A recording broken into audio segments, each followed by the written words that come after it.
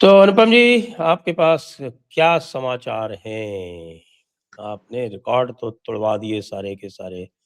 और एक गारंटी मैं दे रहा हूं और एक गारंटी आपने मुझको प्रोग्राम शुरू होने के जस्ट पहले दी।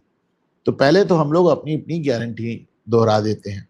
जी। तो दर्शकों, मैंने बताया कि ममता हार गई बंगाल में, ममता इज गॉन।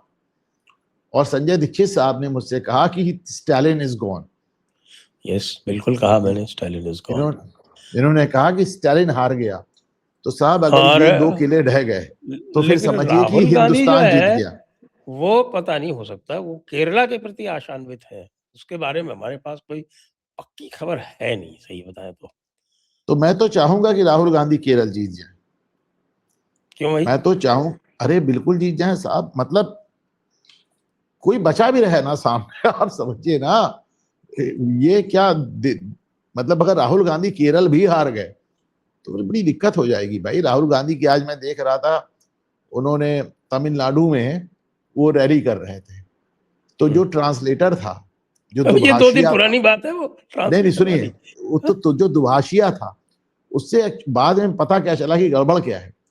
आज किसी व्यूअर ने बताया, उससे ये पूछा गया था तुमको तमिल आती है, उसने कहा हाँ आती है। उससे ये नहीं पूछा गया तुमको अंग्रेजी आती है, उसको अंग्रेजी नहीं आती। तो वो राहुल आप गांधी कह रहे हैं कि मोदी का चेहरा फक पड़ गया, और वो कह रहा है मोदी का चेहरा आत्मविश्वास से जगमगा रहा था। ये तो कहिए राहुल गांधी को तमिल नहीं आती, वरना मंच पे वो पटका पटकी करने लगते उसके साथ। वैसे वो जो थे, वो तमिलनाडु कांग्रेस के अध्यक्ष थे, माननीय, जिन्होंने वो ट्रांसलेशन किया था। अच्छा, तमिलनाडु कांग्रेस के अध्यक्ष थे? जी, और उनको साइडलाइन कर दिया गया है। अब वो साइडलाइन है। कहाँ साइडलाइन है? तमिलनाडु कांग्रेस खुद ही साइडलाइन है। वो कहाँ साइडलाइन है भाई? फिर उसको साइडलाइन को उनको करने के लिए फिर उन्होंने कुछ उल्टा पुल्टा वीडियो बनाया, जिसकी बड़ी चर्चा है। तो अच्छा, वैसे मैं बताऊं आपको, आंकड़ों के बारे में ही बता दूं कि तमिलनाडु में हल्ला हो रहा था बहुत कि भाई तमिलनाडु में ऐसा हुआ, लेकिन 85% तो है, लेकिन एब्सोल्यूट नंबर में क्या है साहब? एब्सोल्यूट नंबर में भी तमिलनाडु में इंक्रीज हुआ है, हालांकि वो 2-3% ही है। तो तमिलनाडु स्ट्रेट फॉरवर्ड है ना मामला। वहाँ हाँ एसआईआर लेकिन में कोई लॉजिकल डिस्क्रिपेंसी वाले थे नहीं, लेकिन उनका 13.5% वोट कटा है। 13.5% वोट कटा है एसआईआर में। उन्होंने अरे भाई, चू नहीं की, किसी ने कुछ 74 नहीं लाख वोट गया है वहां पे। 74 लाख वहां गया है, 91 लाख यहाँ गया है। परसेंटेज तो बढ़ना ही था, पर 10% और 12% का जंप आएगा इतना मैंने नहीं सोचा था। मैं अभी आपको इसके बारे में जो मेरा मत है वो बताता हूँ।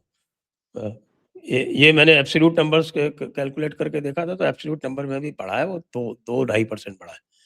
तो इसका मतलब ये है कि अगर वही रखते पुराना, तो भी वोट परसेंटेज जो है वो 73.4 था पिछली बार, वो बढ़ के 75 हो जाता या 76 हो जाता।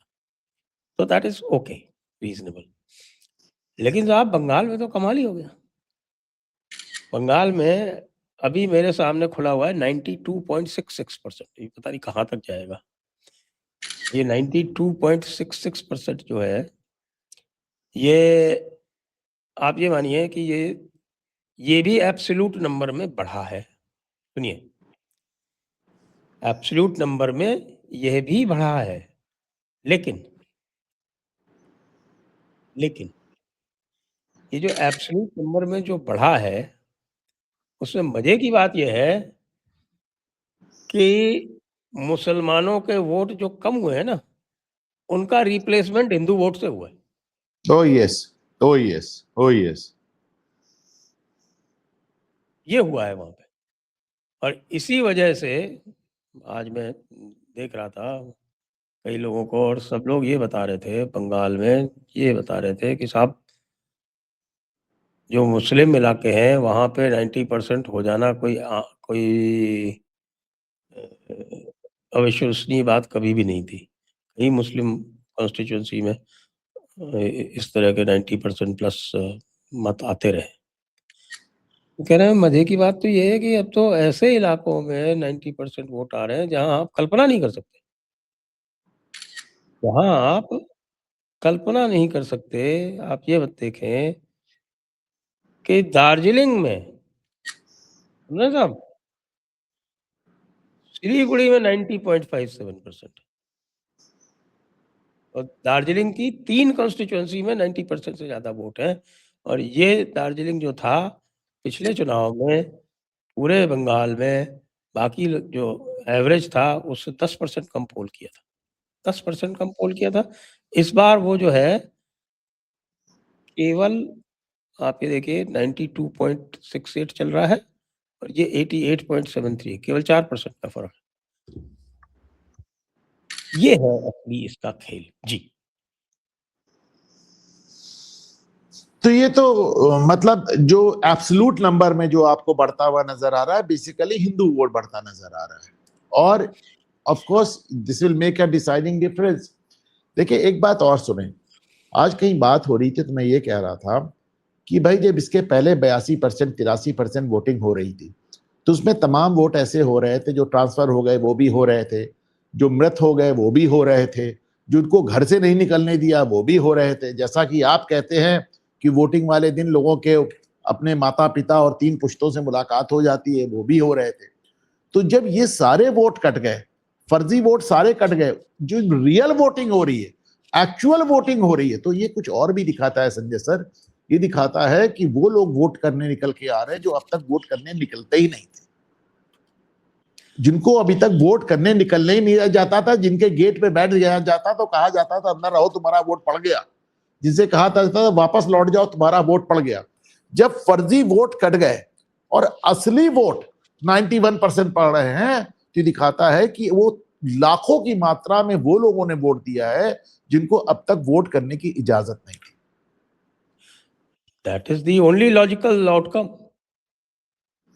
ये जो भी हुआ है वो उसके लॉजिकल एनालिसिस यही है जो आप कह रहे हैं, इसके अतिरिक्त और कुछ हो नहीं सकती।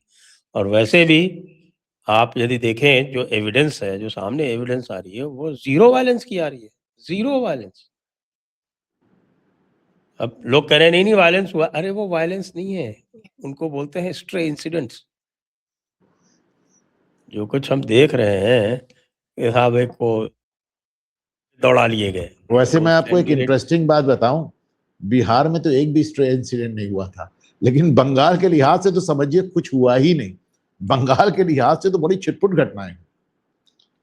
बिल्कुल। तो वायलेंस का सभी कह रहे थे कि साहब आज तक ऐसा नहीं हुआ कि पोलिंग शुरू होने के पहले 40-50 लोग मर ना जाए। 40-50 लोग जो थे क्लैशेस में, दंगों में, मर्डर में मारे जाते थे, डायरेक्टली रिलेटेड टू पोल्स। लेकिन इस बार तो वायलेंस ही नहीं हुआ।